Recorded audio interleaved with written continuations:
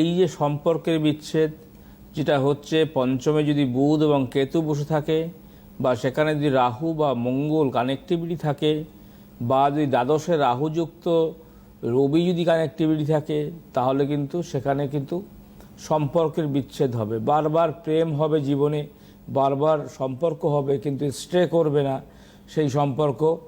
মাঝে মাঝে কিছুদিনের মধ্যেই কিন্তু সেই সম্পর্ক বিচ্ছেদ হয়।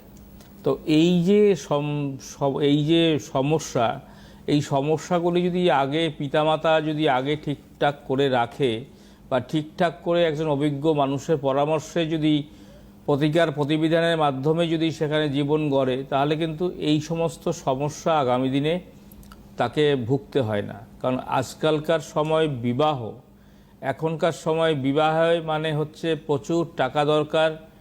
সাধারণ পয়সায় কিন্তু বিবাহ হচ্ছে না, কয়েক লক্ষ টাকা দরকার। তারপরে বিবাহ হলেও সেই বিবাহ স্টে করছে না, সেটা 6 মাস, 1 বছর, 2 বছর, 5 বছর, 10 বছর পরেও সব বিবাহ বিচ্ছেদ হয়ে যাচ্ছে এই সমস্ত অশুভ দোষের কারণে। সুতরাং বন্ধু, একটা কথা বলবো, অন্য জ্যোতিষ বারবার, দেবাশিস শাস্ত্রী একবার।